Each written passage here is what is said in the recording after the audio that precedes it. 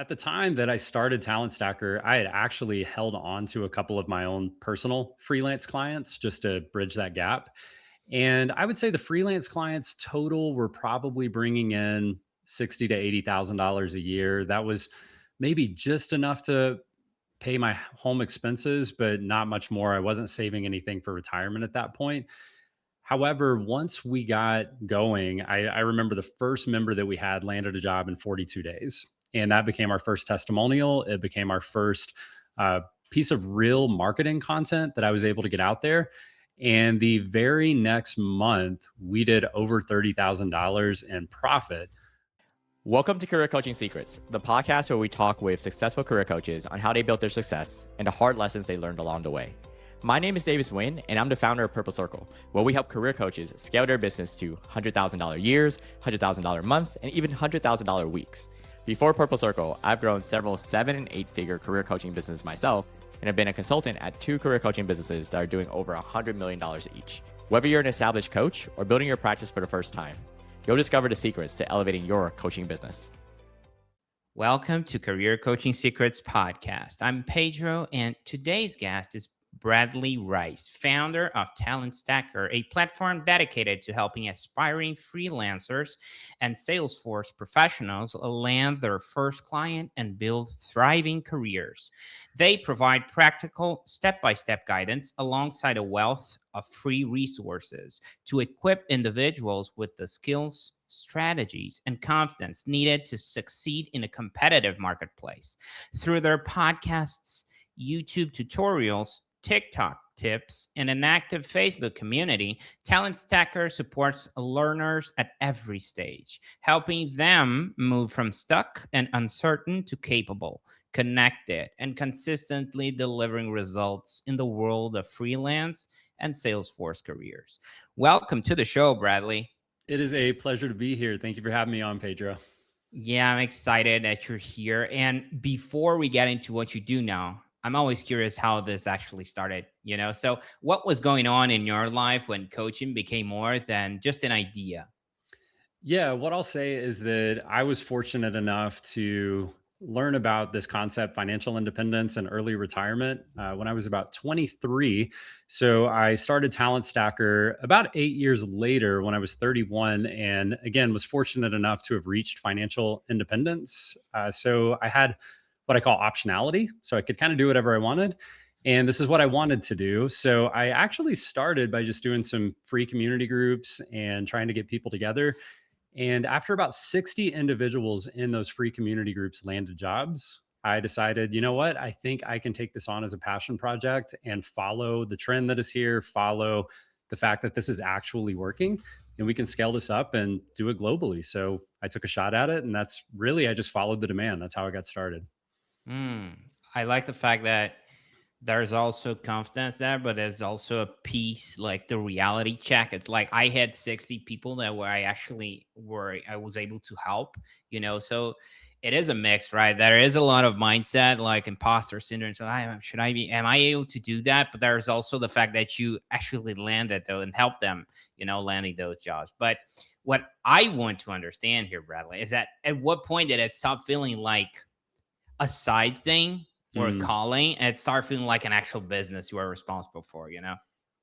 Yeah, for sure. So at the time that I started Talent Stacker, I had actually held on to a couple of my own personal freelance clients just to bridge that gap. And I would say the freelance clients total were probably bringing in 60 to $80,000 a year. That was maybe just enough to pay my home expenses, but not much more. I wasn't saving anything for retirement at that point. However, once we got going, I remember the first member that we had landed a job in 42 days. And that became our first testimonial. It became our first piece of real marketing content that I was able to get out there. And the very next month, we did over $30,000 in profit through revenue from Talent Stacker directly. So very quickly, you can see I was making 60 to $80,000 with a couple of side freelance clients. And as soon as we hit that number, I knew we had something. I was still nervous, like you said, imposter syndrome. So I waited 60 more days. I made sure that those individuals who had joined were actually landing jobs and their freelance clients. And when I noticed, okay, It's actually working. People who are taking it seriously are having success. I need to stop wasting my time with my personal freelance clients on the side, and I need to go all in with Talent Stacker. And that's when I started hiring, 1099 contractors to help with the work that I was personally doing so I could focus on growing the business and being the innovator, not the task doer. So I'd say it was right in there. It was when the revenue allowed me to say, this is going to work for me financially. And the results allowed me to say, this is going to be a long term thing because we're actually getting the results that we promise people. Mm, I love that. Okay. Usually at this time, I ask people like, oh, how eventually you found your tribe, how you eventually found your niche. But it seems like you dialed in that pretty at the get-go, right? So I want to ask a different question for you because you're well, talent stacker is pretty well established. And then there is that moment that you start doing it as a solo, entrepreneur, and you start hiring people, even as a 1099s, right? So that's a big shift, right? It's when you start not impacting people just with your time and your efforts, but you start, having that ripple effect with employees. So walk me through that experience when you made that decision and you're like, you know what? I'm going to start hiring people. I'm going to start really getting the scaling season up ahead right now, So walk me through that, how that felt. Yeah, so I think with most small business owners who are, getting things off the ground and they're having success, you hit this wall pretty quickly where you're doing everything because I mean, I think a lot of good is, at least in my space, a lot of good coaches do everything to get started and they learn the ropes and they learn the gaps and ultimately they end up doing it all. So what I started noticing is that some of the things I was doing were very repetitive. And I really felt like I could templatize those things or create an SOP, a standard operating procedure for some of these items. And I could hand those off to someone. And the question you didn't ask about finding that tribe, because that tribe was already there, I had a lot of really passionate people around me that wanted to help. I mean, they would have been willing to volunteer and do some of the tasks that I was doing. There's that much passion behind. Just imagine the people who landed jobs in less than 60 days and then suddenly they're turning around saying, this changed my life, how can I help? And they just want to Mhm. give back, and they're more than willing to come in and do things like resume reviews focused on, we're talking about career stuff here, resume reviews, mock interviews, those kind of things. They're qualified and happy to come back and do it. So I didn't just pick anyone, but I hosted those interviews and I made sure to pay people because I wanted them to be there for the long term, because I wanted my customers to feel confident when they saw the names and faces of people that they'd seen for years. If I could get that level of, consistency and credibility into the program, even if they're 1099s, I would like to have people who are consistent. So that transition really happened when I noticed that repetition. There was really too much. I was having to put people on a wait list for resume reviews and mock interviews specifically. And I noticed I wasn't doing right by the customer and that I really wasn't doing right by my business or myself. And it was something I could hand off. And those transitions always take time, but I started to trust myself as I hired people and they did a great job and the customers were happy. And as I did it slowly, I noticed, okay, this is going to work. I can take a step out and not impact my business in a negative way. And then I can do things that are more meaningful to my business. So that's really the way it went. And then I slowly found things that, things I never thought I would be able to walk away from.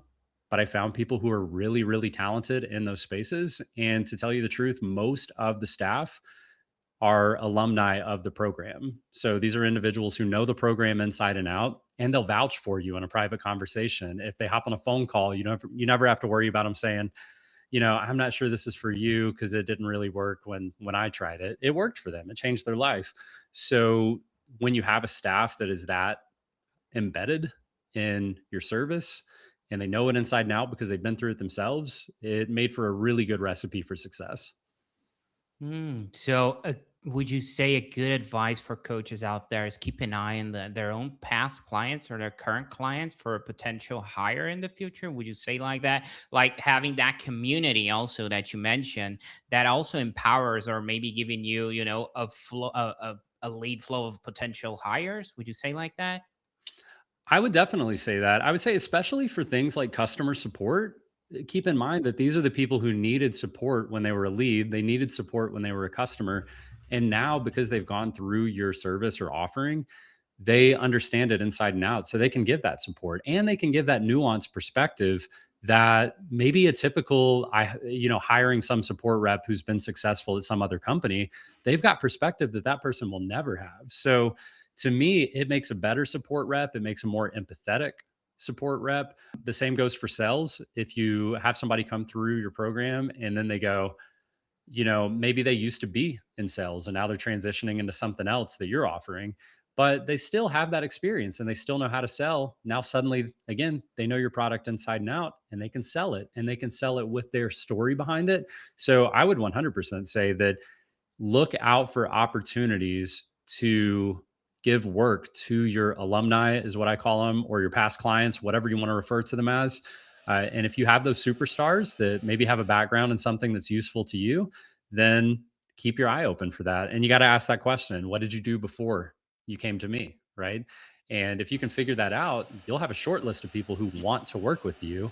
And they honestly feel a little bit of, I don't want to say obligation, but they put you on a pedestal potentially. They really look up to you. You're a leader to them, and they want to do a good job by you and by your company and by your customers. So it creates a really nice effect for you and your business. Wow, I love that idea. I never saw it that way. Now, I want to understand one thing because, like, for example, I am a potential client, right, for your business. So I want to talk about marketing. So if someone ends up working with you today, how do they usually find their way to you in the first place? Imagine I'm the guy that's trying to, find talent stacker. Yeah, for us, it's typically organic social media. So we don't do a lot of paid ads. Honestly, we haven't had a ton of success with that kind of thing. We focus mainly on meeting our potential customers where they are. And historically, we've used social media to do that. So we've had a lot of success on platforms like Facebook, TikTok, YouTube, podcasts. That's been really good for us. And it allows us to showcase our value, our credibility, our knowledge, our expertise in a way that that consumer is already adopting. So if they're listening to podcasts, what better way to get someone to understand you and your vibe and your energy and what you offer than listening to you for an hour on their way to work, right? They get to know you as a person. That way, when they hit a landing page, they're not just going like, okay, this guy wants to sell me something. They hear your voice and they know your expertise. And now they're looking at your landing page. The same goes for YouTube tutorials or, quick tips on TikTok, those kind of things. They see 5 or 10 of those videos and suddenly they feel like they know you, they trust you, or maybe they don't. And they've decided not to subscribe or not to check out your landing page. And that's okay too, because you want to get rid of those tire kickers anyway, who are going to waste your time with emails and sales phone calls, and they weren't going to buy in the first place. So what better way for them to vet you before they try to get you on the phone to buy your product? So that is how most people get to know us. And then I will say, second to that is word of mouth. When we do good work and we do good work for thousands of people, they are willing to come share that with people at church, their local communities, with coworkers from their past jobs before they transitioned. And when you have that degree of, I'll say, confidence and credibility, where they hear you on a podcast, but then they hear about you from a friend. Now those 2 degrees of trust are pretty well going to get you a conversion if that person is even halfway interested. Mm. Okay, now let's talk about the mechanics behind the scenes for a moment. Okay, so picture this: I, looked at your TikTok, your YouTube, heard you on a podcast, visited your website, even if it's a referral, word of mouth.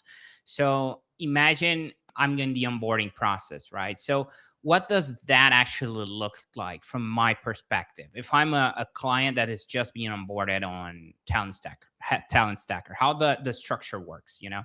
Yeah, so I would say the flow of that is going to be, maybe you, typically what's going to happen is you're going to get a free resource from us. So we have, for entry level careers, we have a 5-day challenge that you can check out. For our freelancers, we have a walkthrough guide where they can go through the steps of like, how do I market? How do I sell? How do I support my clients? And so you're probably going to come in through a free resource because most people like to, why not try something for free before I buy the whole program? Once you get in there, I'm going to email you, of course. I'm going to ask for your email address to get that lead magnet, and I'm going to send you some emails. And at first, they're just going to be to support you. And they're just going to say, hey, I hope you're getting value out of the free thing. And I am pushing that free thing. I want you to move through it. I want you to have success with it. I want you to feel the value, because if you value the free thing, you value the paid thing. And once I kind of ease you with that for the first couple of weeks, then I'm going to say, hey, if you're enjoying that, you're getting value from that, check out what we've got over here. So that's probably going to be your first real push that you're going to get from us, is going to be 2 weeks after downloading a lead magnet, where you're going to go, okay, they're kind of pushing me towards a paid offering. And there's a few different ways that we do that, and we can get into it. But ultimately, in that email somewhere, you're going to say, okay, you know what, let me check this out. I'm going to click this enrollment link. Then you're going to hit this landing page with just testimonials and all the value and all the pricing and the pricing options that cater to you and your needs and your life and all those kind of things. And then you're going to click on the one you want, you're going to purchase, and immediately you're going to be part of our purchase process is, of course, you put in your credit card information or payment info, and you put in your name, and you go ahead and choose a password for our portal. And as soon as you make a purchase, you are dropped into the portal. We'll send you an email with your username and password and how to log in the future, plus some quick tips for success. And now you're in our portal. And what that means is you're going to get access to our all of the events calendars for live events that are coming up. You're going to have archives of past events. You're going to have access to whichever courses or programs that you purchased. And you're going to get an intro video that just says, like, hey, welcome to the platform. Here's how to use it. Here's how to navigate. Here's how to have success. And if you need help at any moment, email us right here and we're happy to help. Or hop into the community group and get support from not only our staff, but over 1,000 alumni who have already walked this path before you. So we just, I would say, overwhelm them quickly, less than 5 minutes, with how to navigate the platform, where to get help if you need help, and make sure that they feel comfortable so that we don't get an email that says, I got in there, I don't know what to do, I want a refund, right? Right. Yes. Okay. Now, I feel like I have to ask you something that it's like, it sounds like at the start when we were talking about the origin story, right? You were like, oh, I had this passion project. And you just mentioned you have several free resources, right? So it sounds like to me that you really want to help these people, right? You want to impact those people that are in this industry. And what I need to ask, I feel like I need to ask, is how do you find the balance between free resources, I want to help them, and setting up a price? You know, having that mentality of, are we charging too much, but at the same time, are we, delivering value? Am I not trying to skip people that maybe could use our help? How do you find that balance? Were there any lessons that shaped where you landed where you are right now? Yes, there definitely are. I would say there have been moments where I think we gave away too much because it just made for such a great LinkedIn post, and then people would rally around it and they were so excited to have it, and that felt good, right? Like getting that feedback. But then also you've got to balance it between making sure you don't give away the whole pie, right? And that there's something to pay for by the time they're done using your free resources. So I'll say the balance that we've struck, and I think this could carry across a lot of different offerings and industries, is that you want to use those lead magnets in a way that impact them, but that it doesn't do it for them. So in my case, the 5-day challenge is great. So it's going to walk them through how to get free training online to get certifications, how to use platforms like LinkedIn to get in front of hiring teams and apply for jobs, and also how to get hands on experience by volunteering or doing practice projects. Those are three major keys to landing a job in the tech space specifically. And so you get a little hands on experience, you get comfortable with LinkedIn, and maybe you're well on your way to getting a certification. Now, that's nice to be pointed in the right direction. And I think that's a huge value. Think about, for free, point your customers in the right direction. And even better, if you're pointing them in the right direction and that follows your talk track that you're using on social media or wherever they find you, right? So once they trust, okay, it really is a certification and LinkedIn and my resume and getting some hands on experience. Well, they're going to hit some roadblocks on the DIY process to doing that. They're going to struggle with some of the certification concepts. Boy, I wish I had a trainer, right? Okay, well, guess what we have? We've got a trainer. They're going to get on LinkedIn and they're going to go, I don't know what to post about. This is awkward. What if my employer sees? What if my coworkers see what I'm saying and they think I'm up to something? Like, what if all these things happen? and and then they go, shoot, I wish I had somebody to go directly to ask these questions, to get feedback from people who have experienced before. Well, what do you know? We offer that. They might get in that place where they're applying for jobs and they're getting no interviews, no responses, and they're going, I believe this is how it works. Of course I have to apply for jobs, but I must be missing something. I wish Mhm. I could get some extra help. Now some people are going to use your free resources and they're going to hit very few of those blockers, or they're going to be really driven and focused and they're going to get past them, and they're going to land a job without ever paying you. And you could say, well, shoot, I missed a customer. Mhm. Or you could say, let me interview that person. Let me get a video from that person. Let me get a testimonial from that person, just spotlighting my free resource and how valuable it is, and use that as a way to get even more leads into that free resource, right? So the worst case scenario is not accidentally giving people too much success through your lead magnet. You can use it as a value, as a marketing proposition, as content and collateral. However, most of the time, they're going to hit a roadblock and they're going to say, A, this is too hard. I don't want to do this. I've decided I'm not going to do this anyway. And so they end up walking away from whatever, even the entire space. I don't want a tech job. I'm just going to walk away. I don't want to do freelancing. I learned a little bit about it through your free stuff. I don't think it's for me. However, you're going to have your customers and they're going to be your client base and they're going to be your success stories. Those people who go, I get it. And I also get the value in paying someone to help me with this because, and what I would always pitch is if you land a job just 2 weeks sooner by going through our program, that first 2 week paycheck is going to pay for our entire program anyway. So why even toy around with trying to DIY this when if you land a job 2 weeks sooner through our program, and you will, then it's going to pay for itself anyway. So fast track this thing, get in here, get off to your new job, and let's get going with your future instead of you sitting over here trying to do everything yourself. So there's absolutely a balance, but I would say there's really no issue with accidentally giving too much away for free.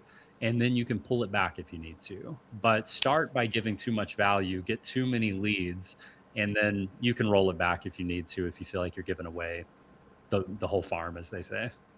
I love that, especially how you're asking for testimonials from people that are not actually even paying clients. And I've seen coaches out there struggling with that, right? They're like second guessing themselves, even with a Mm, paid client. mm. So I think that's very powerful. That's a very powerful reminder. I'll say one Now, thing, if you mhm, don't mind, I'll just of course. interject. The one thing for testimonials that I found really useful, number one, don't overdo it. Don't try to make a performance out of it. Just have a conversation and edit it down.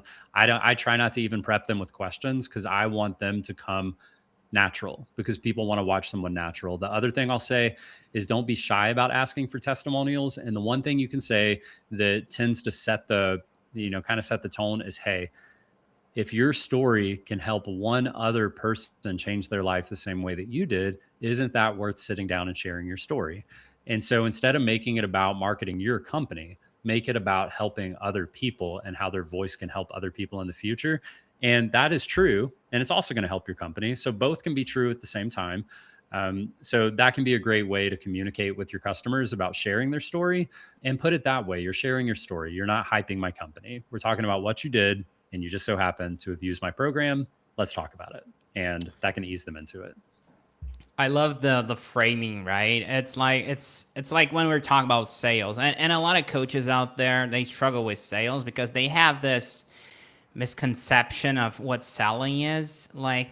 It's because they had the worst salesperson in their way, and some people that are just trying to push, trying to the ABCD always be closing style instead of serving. So I love the framing of the testimonials. It's not trying to play an act and getting the answers. It's like, if we had good answers based on this conversation, great. If not, it is what it is. Because if if that was not meant to be, it's not going to be natural and it's going to sound fake.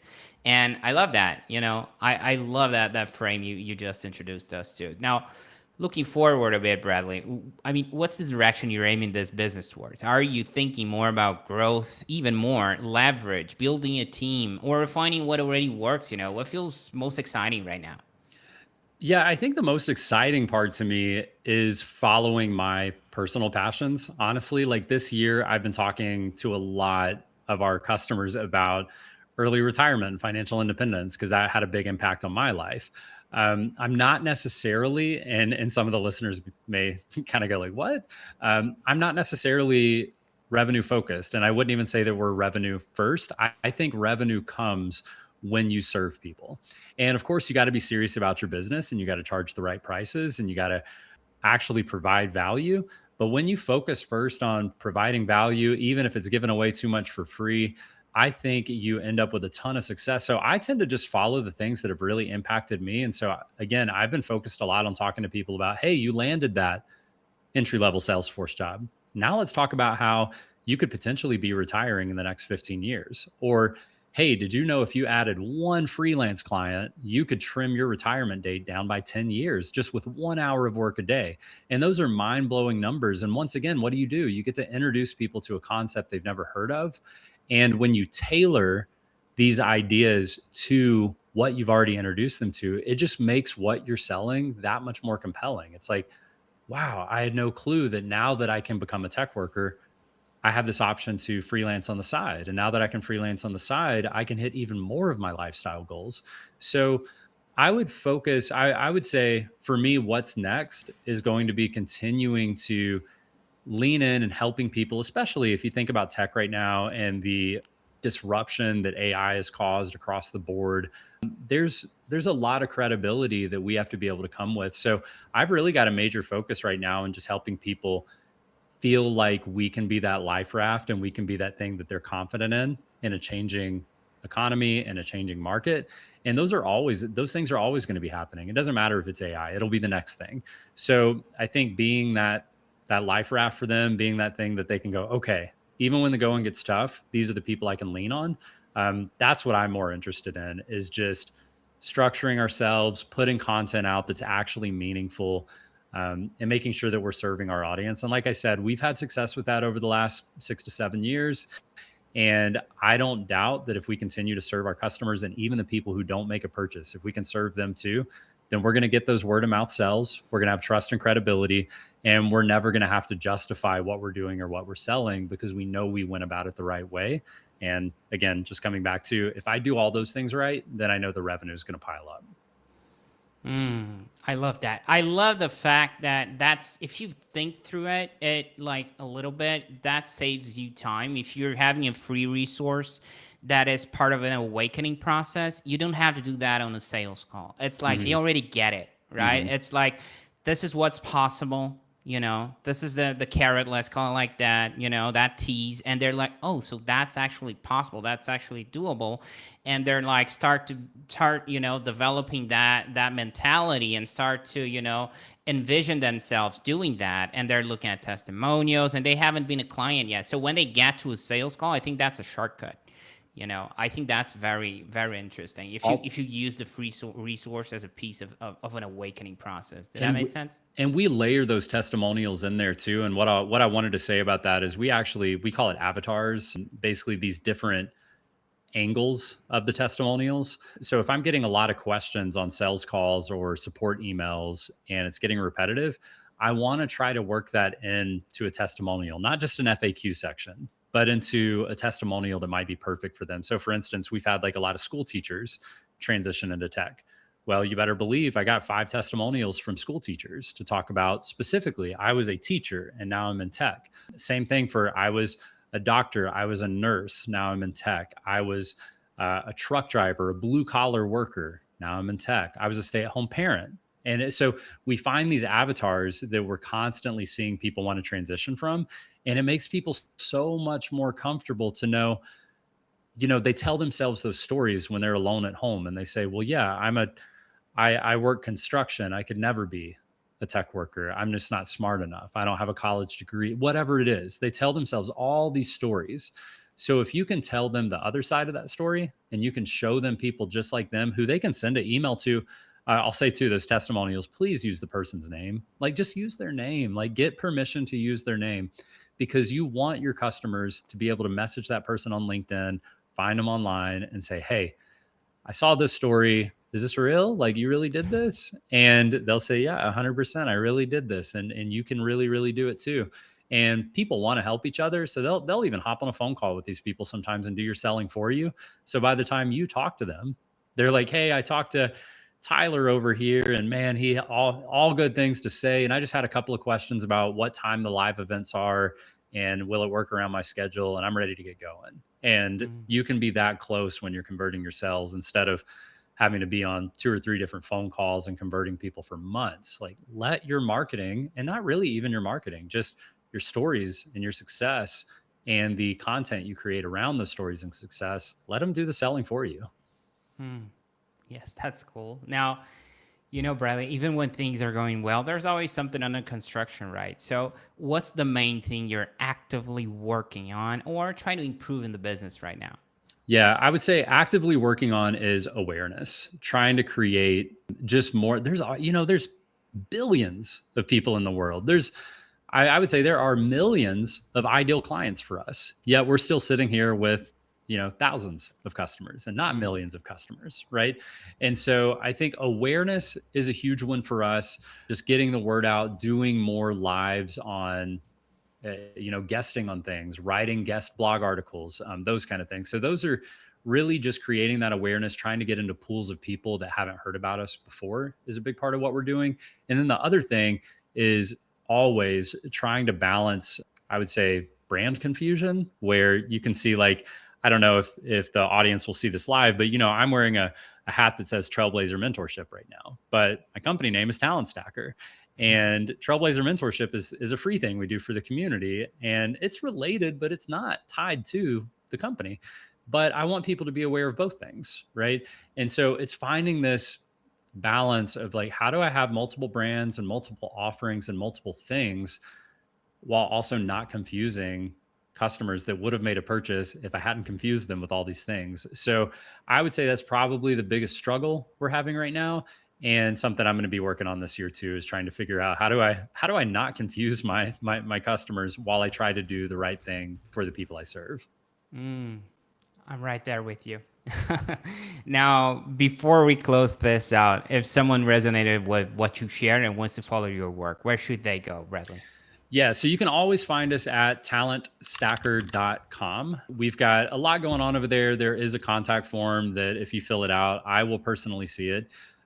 So I will hear from you. Also, I am always on LinkedIn. So you can find me at Bradley Rice. And I've got one of those real like coachy kind of profile pictures with like the bright orange background. So it won't be hard to find me, but you can find me on LinkedIn, but also Facebook, Bradley Rice, TikTok, it's Careers for Everyone, and then the podcast is Salesforce for Everyone. So yeah, just come find me. If you DM me on TikTok, LinkedIn, Facebook, or hit the contact us form on the website, I will personally see all of that, and I promise I'll get back to you. Mm. I feel like I need to highlight some part of this chat today. Like I would say the passion project, it feels like it really is a passion project, not just you saying out there, but the entire journey. And I love the fact that something that kept you moving forward was that reality check-ins. I helped 60 people. So the first member, 42 days, he landed a job. So all of those milestones were right there. It's not just about the mindset, which obviously is important. We talked about imposter syndrome, but sometimes it's just taking a look at what actually you're serving your clients, right? It's like it's not something that came out of nowhere. You have some reality checks there. I think that's important for every coach sometimes to backtrack and check their data. Keep the data updated. Remind yourself what you already accomplished, because that will kill the imposter syndrome, or maybe that will show you're not really a great coach. Depends, really, right?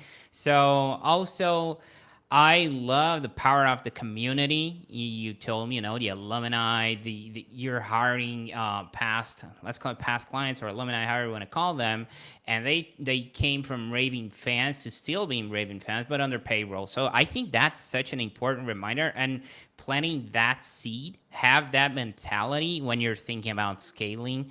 I mean, they already get it, they already know the culture. They know how it works. They're also a testimonial. Imagine sitting in a sales call with someone like that. That's a big difference. I mean, and last but not least, give them a piece of the pie, like you mentioned. And worst case scenario, you're taking a testimonial from a free resource. I think just having the courage to do that. I see a lot of people like coaches out there. They have a lot of great work out there, but they sometimes they feel icky, or they like second guessing themselves about asking for a testimonial. So you gotta ask for stuff, because people are not gonna, just come and give it to you. Sometimes they will, but most of them are like, hey, yeah, I would love to do that. They may be thinking you're too busy or whatever. They want to bother you. So this is my long way of saying, Bradley, that I really appreciated taking the time and being open with this. It was great having you on. Yeah, it was an absolute pleasure to be on. You are a fantastic host. I appreciate these questions and how you carried it along. And yeah, it's been a fun ride for me to sort of rehash it and think through some of this stuff. So I appreciate you, and I wish you guys all the best on the show. And if you're doing episodes like this, then I have no doubt you guys are going to have a ton of success. That's it for this episode of Career Coaching Secrets. If you enjoyed this conversation, you can subscribe on YouTube, Spotify, Apple Podcasts, or wherever you're listening to this episode to catch future episodes. This podcast was brought to you by Purple Circle, where we help career coaches scale their business to $100,000 years, $100,000 months, or even $100,000 weeks, all without burning out and making sure that you're making the impact and having the life that you want. To learn more about our community and how we can help you, visit joinpurplecircle.com.